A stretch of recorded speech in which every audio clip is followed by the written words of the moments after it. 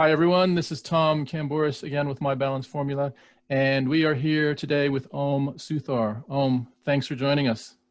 Hey, Tom, thanks for having me. So you're welcome. You have volunteered to participate in a very brief interview about your own life balance. I'm going to ask you 3 questions about how you're handling your life these days. Yep. Before I do that, though, tell us a little bit about yourself. My name is Om. I was born in India, grew up in the States, studied in the UK, traveled a lot before I settled down and started a family. I have a 3-year-old and a wife, and I'm a designer. I'm currently the director of design at Lucian, and have one startup under my belt called Squirrel, and a new one that I'm working on called Personify. Fantastic. Thank you. Okay, 3 quick hitter questions. Are you ready? I'm ready. Okay, here you go.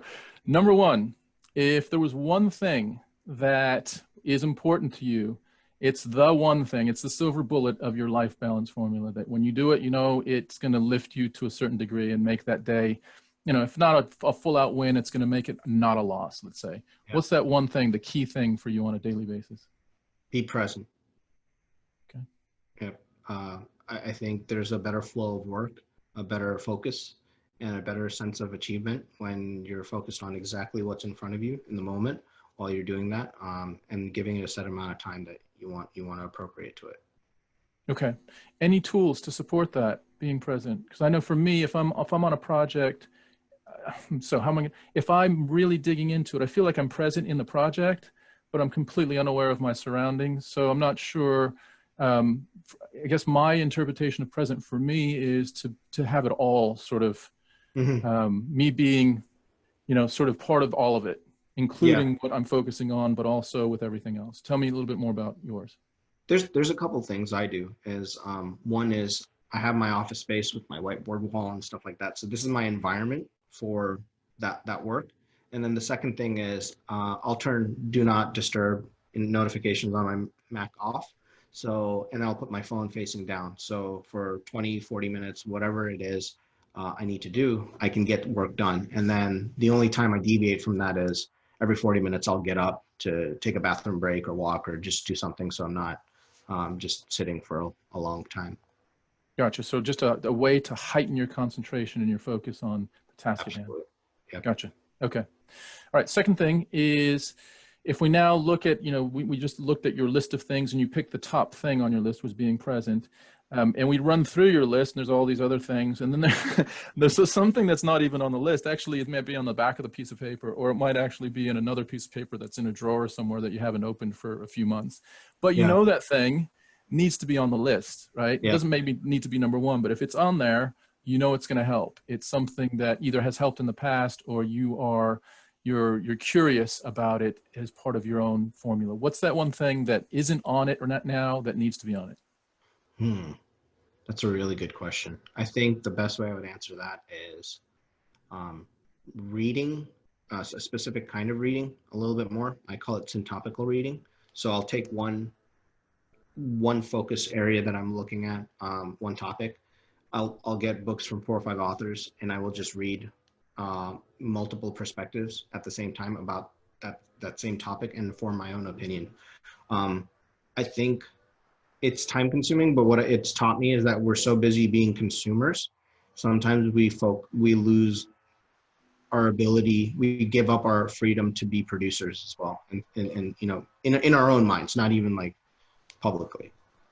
Okay, so that's an interesting one. Did you say it's topical reading, or was there another? Because it's called syntopical reading. Syntopical. That's what I thought I heard. Okay, yeah. So it's a little bit of a deep dive into a certain topic, nonfiction. So you're picking something that's real, that you're just educating yourself from different perspectives on, really getting a full understanding, or as full understanding as you can get from a period of time, just going into it. Nice. Yeah. Give us an example of one of those that you have done in the past. I know that this is something that you need to do more of, but something that you've enjoyed doing in the past. Behavioral science, really around habit formation. I read like 4 or 5 books at once, and I just had my notes up on my computer, and I'm just typing as I'm like finding things that are just great gems.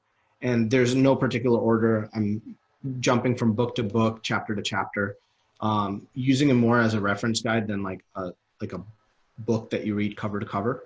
And I learned so much about the different frameworks out there. And as a designer, one of my superpowers is distilling lots of information down into something coherent.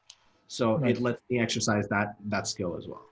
I love it. I love it. It's almost like, and I don't want to disparage those of you that have doctorates out there, but it's a super mini, like condensed deep dive into getting a level of competency in a certain area. So that's pretty cool. Yeah, I actually think it's more of a greater appreciation for all the PhDs and doctorates out there and working and you know what they understand, but to understand it on an intimate level and enough for me to form my own opinion about like which framework or what process seems to make more sense.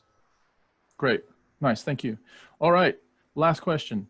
So you have this continuum in your life, and to different times in your life, you've considered life balance, you've considered your happiness or your fulfillment, and you've taken some lessons along the way, sometimes from things that have gone well, certainly, and sometimes from things that have taken you off the path. If there's something that you could share with the audience of sort of a deeper perspective or a nugget of wisdom within your own experience, what might that be? I'd say my son has had a huge impact on me. He's very clairvoyant, like he can see through me. So when I'm not present, I can see it in his behavior. And when I am present, I'm rewarded in our interactions. So you are or you aren't, right? And what that does is that self-reflection in the moment helps you calibrate and minimize the number of moments that you're angry with yourself or the world or the situation that you're in. And you get better at like on the fly having a dialogue with yourself saying, I'm not in the place that I wanted to be or thought I was. I'm upset right now. And in just having that 2-3 sentences with yourself, you're able to go beyond the emotion and figure out what's next. What are you going to do about it? That has been a game changer for me. How old's your son? He's just about to turn 3 in a few weeks.